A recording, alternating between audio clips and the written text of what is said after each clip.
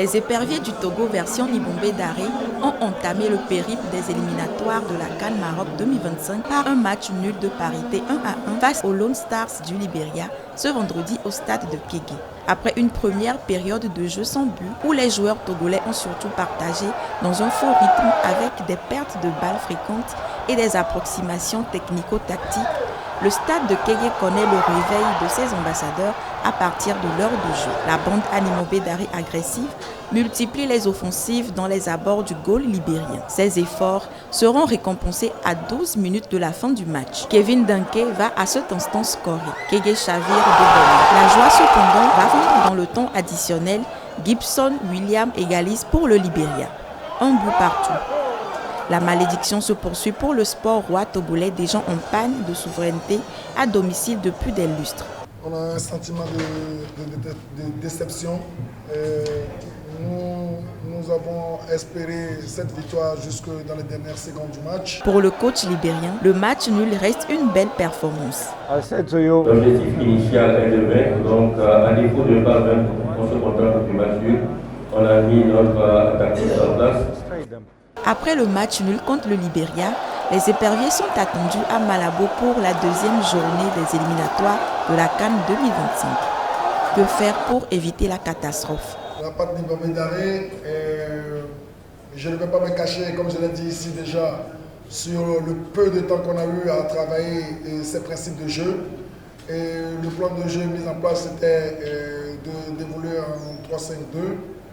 Et avec un triangle offensif, c'est-à-dire on joue avec 2-10. Après 3 cannes ratées, Libombé Daré et son staff technique ont l'impérieux devoir de remettre les éperviers sur les rails. Le match nul contre le Libéria est certes une contre-performance, mais pas une fatalité. La route de Maroc 2025 est très longue, espérons.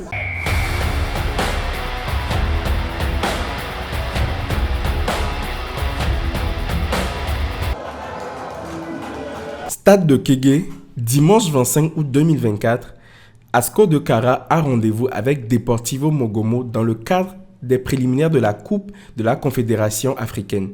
Sans ronde d'observation, Asco score à la 7e minute par Adam Moussa. Le coup de tête de ce dernier n'a laissé aucune chance aux gardiens Mangué et Yama Oscar. Asco 1, Mogomo 0. Le stade vibre au cri de joie des supporters jusqu'à la fin de la première mi-temps. Ils ont fait une très très bonne production, contrairement à ce que vous pensez, vous dites. On ne peut pas être là tout le temps. Quand vous menez 1-0, ce n'est plus le même contexte que quand vous êtes à 0-0. Parce que si l'adversaire revenait à 1-1, la pression pouvait changer de camp. Donc on a vite fait de marquer. Et puis après, on a très très bien géré le match. On a été plus dans la maîtrise du ballon. Comme je l'ai dit, offensivement, il y a encore beaucoup à faire parce que sur certaines occasions, on pouvait tuer ce match-là, même depuis le match aller. À la reprise, Deportivo Mogomo va se jeter corps et âme dans la bataille.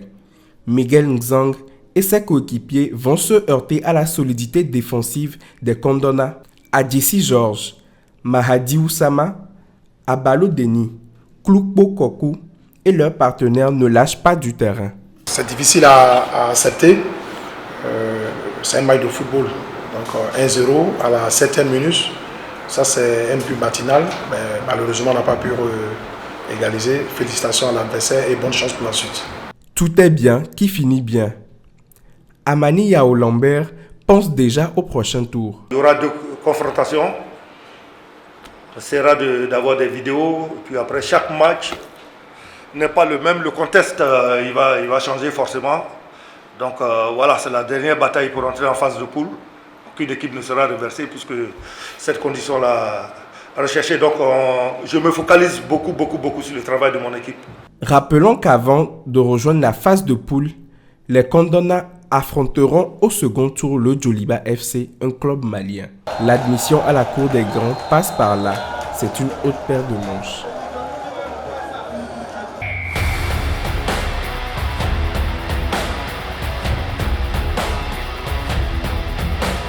Première journée de la Coupe de la Confédération africaine. L'association sportive des chauffeurs de la COSA recevait le dimanche 18 août 2024 l'association sportive des forces armées du Niger au stade de Kégué. 2 buts partout, c'est le score à la fin de la rencontre. À l'entame, les deux équipes affichent clairement leurs intentions. La SK ouvre le score sur pénalty à la 5e minute du jeu par Akolo Bilal. La réaction de l'ASFAM intervient à la 30e minute. Pénalty transformé par Elvis Bernard Adaye. Un but partout, c'est le score à la mi-temps.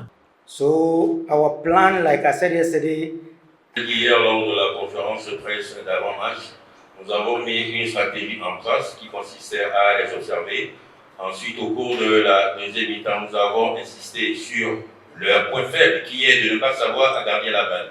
Ils ont voulu nous frustrer au début, ils ont eu un pénalty, ensuite nous avons égalisé et en seconde mi-temps, en appuyant, en misant sur leur faiblesse, nous avons pu faire la différence en seconde. we also got a penalty to equalize. Au retour des vestiaires, les poulains de Jonas Kwaku Komla mettent la pression sur leurs adversaires. L'ASFAN, mené à la 50e minute, revient au score à la 63e minute de jeu. Confondant vitesse et précipitation, Doji Amekoudi et ses coéquipiers passent plusieurs fois à côté des buts de l'équipe nigérienne.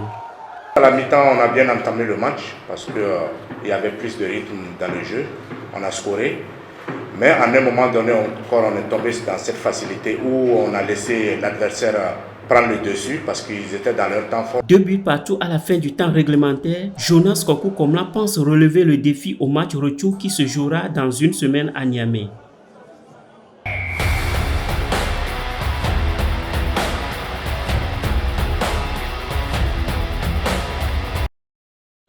En cette journée intense de football sur le terrain Olympe-Africa à Kégué, 2 rencontres palpitantes ont eu lieu dans le cadre du tournoi Fraternité Ghetto Trophée Fadi. Les équipes se sont affrontées avec détermination, offrant un spectacle mémorable au public présent.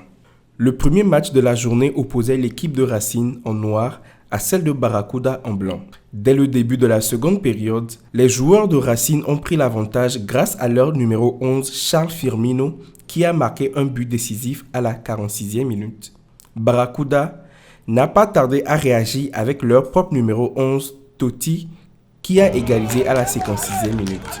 Alors que le match semblait s'équilibrer, le numéro 11 Charles Firmino de Racine a frappé de nouveau, inscrivant un doublé à la 61e minute, scellant ainsi la victoire de son équipe. Racine s'impose donc avec un score final de 2 buts à 1.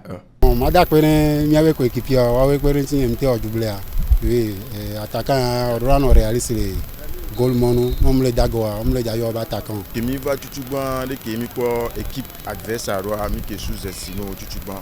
Mais avec le temps, on va le probé à te ampleur que nous soit mis de la sauce sous devant. Donc à deuxième mi-temps, nous va au chutement virer tout maintenant. La deuxième rencontre de la journée a opposé l'équipe de Jeunes Pharaons en bleu à celle de Maouta en vert. Dès la 19e minute, Maouta a ouvert le score grâce à un but signé par leur numéro 9, Gilbert, qui a montré toute son habileté. Il n'a pas tardé à enfoncer le clou en réalisant un doublé à la 23e minute, suivi d'un troisième but inscrit par le numéro 17 de Maouta. Une performance impressionnante de Maouta qui a dominé Jeunes Pharaons de bout en bout, s'imposant avec un score de 3 buts à 0.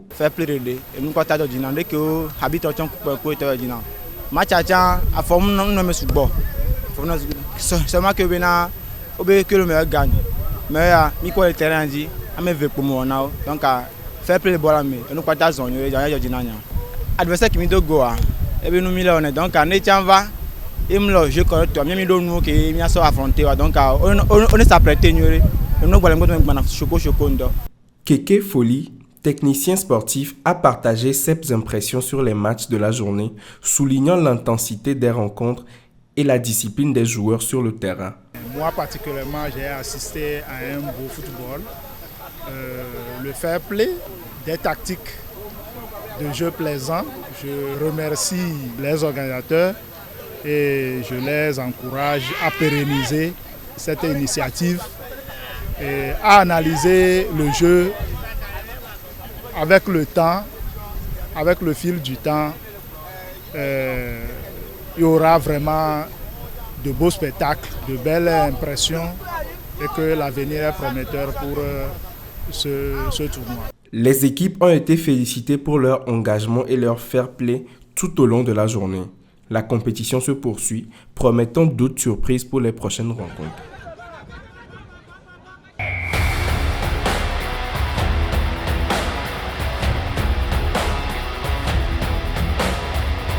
Le tournoi Fraternité Ghetto Trophée Fadi, première édition, était à sa deuxième journée ce week-end.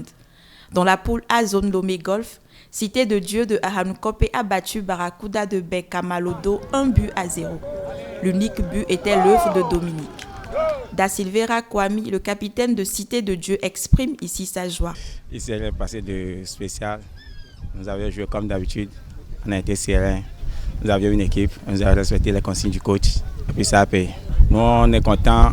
On a aimé l'idée. Parce que ça pourrait aider 2 ou 3 personnes parmi ceux qui vivent dans le ghetto à sortir de ce lieu. Parce que ce n'est pas un lieu où les gens restent avec plaisir. Lors de la deuxième rencontre, Kamablazo de Nikonakwe domine Espérance FC d'Adaolato 2-1.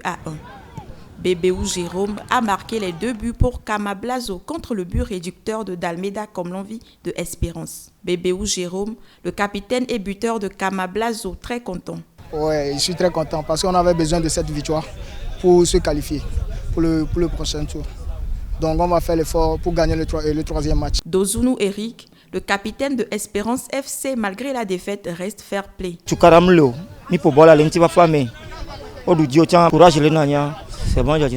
Autre résultat de la journée. Mauta FC bat One Love Baguida 1-0, puis Free People gagne sur tapis Racine Bekota.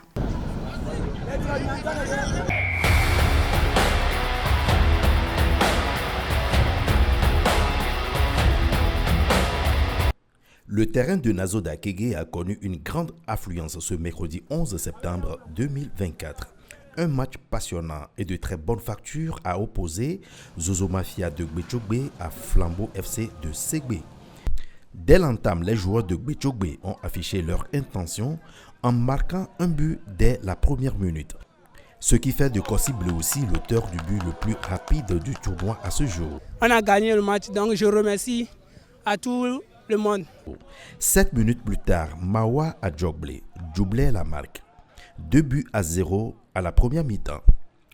À la reprise, malgré la légère domination de Flambeau FC de Segbe, plus adroit devant les buts, Zozo Mafia de Gbetchogbe a scoré pour la 3e fois et ceci à la 53e minute. Dans cette compétition, notre objectif c'est d'avoir cette coupe. Sur un pénalty causé par la défense de Zozo Mafia, Komla Gbemou réduit la marque. Score final 3-1.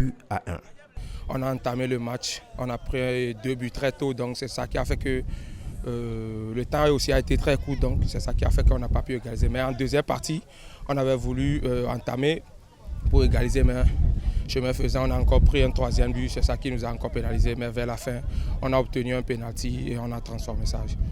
Donc. Ainsi, la poule B montre un petit schéma des qualifiés avant la 3e et dernière journée des matchs de poule de ce tournoi Fraternité Ghetto Trophée Fadi.